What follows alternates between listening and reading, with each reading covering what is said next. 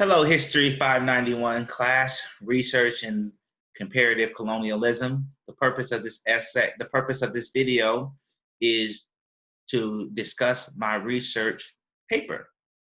The title of my paper is Du Bois and Garvey's Historical Evolution Ideology of Communism. W. Du Bois and Marcus Garvey were the two most influential intellectuals and organizers of the 1920s. What interests me about these two individuals is their ideology, particularly in how they came about it, what got it started, and how they derived from it, and what pushed them to use this ideology as a means to solve, quote unquote, the problem of the Negro during the 1920s and 30s, which led me to this question for my research paper. The focus of the research paper will be on the great difference in Du Bois and Garvey's thinking about communism. The major question that deserves investigation are, did their thinking converge or diverge in the 1920s and 30s, and what was the impetus behind this development? My research led me to three primary sources. The first source being The Crisis, which is a magazine article that started in the 1960s by the NAACP, where W. Du Bois was the editor. The second piece of primary source that I used was W.E. Du Bois, a reader, a book. Then the last thing I used was a Crisis magazine in the 1930s. For Marcus Garvey, I used the Negro World newspaper, which he was the founder of the Universal Negro Improvement Association.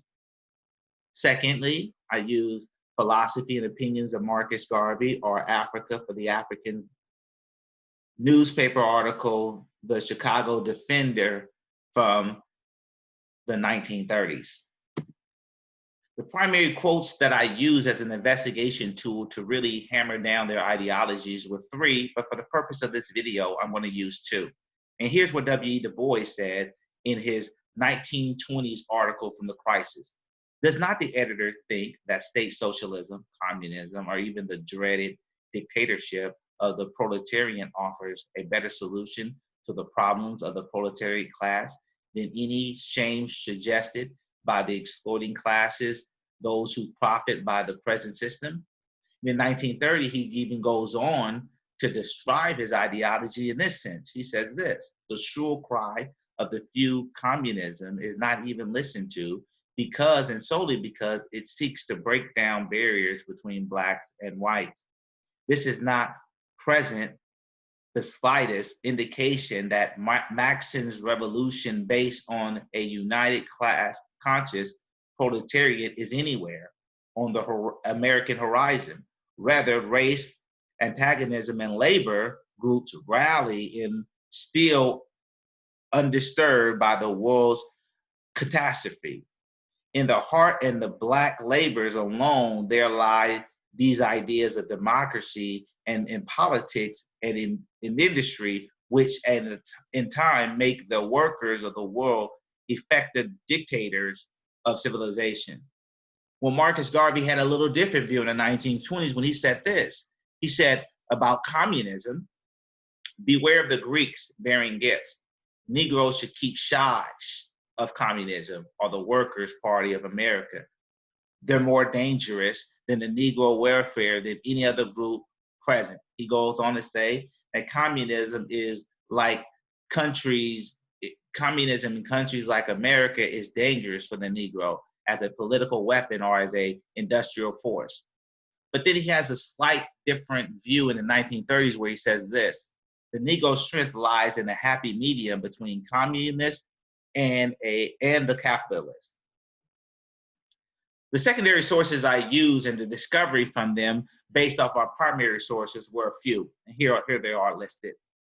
Two secondary sources articles suggest that Du Bois' development from socialism into a communism ideology became crystallized in the mid-1920s and was birthed in the 1930s.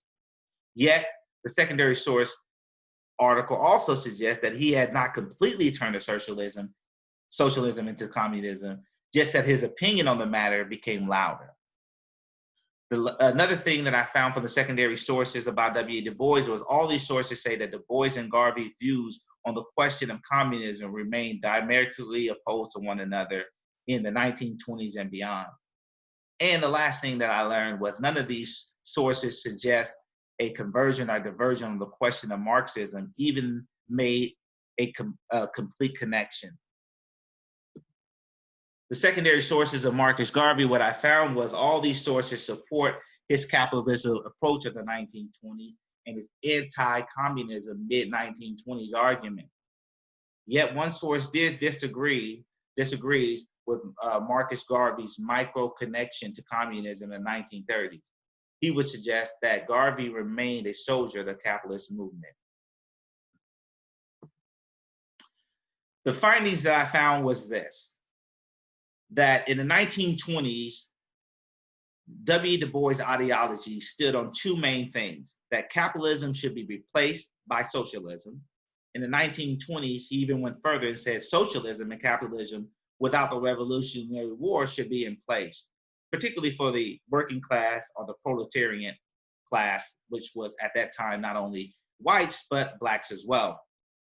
Marcus Garvey was slightly different in his evolution of communism. He says in the 1920s that capitalism alone should be the way in which the African Americans should go about doing and constructing their business. The next thing he said, that capitalism, and in the 1920s, he says capitalism, he was all about capitalism rather, and was anti-communism. Yet in the 1930s, we see that Du Bois and Marcus Garvey came together. And here's what happened. W. Du Bois in the 1930s suggested that he went completely to communism, whereas Marcus Garvey had a capitalism approach, but a micro-communism approach when it came to the balancing of solving the Negro problem. So what is the impetus behind the development of their views? Simply put, they wanted to solve the disenfranchisement of the African American social and economic despair in the 1920s, and subsequently the movement into the Great Depression in the 1930s. What I concluded solely was this: both wanted to see African Americans succeed, yet they had different views on how they went about it. Thank you, and I hope you enjoyed this video.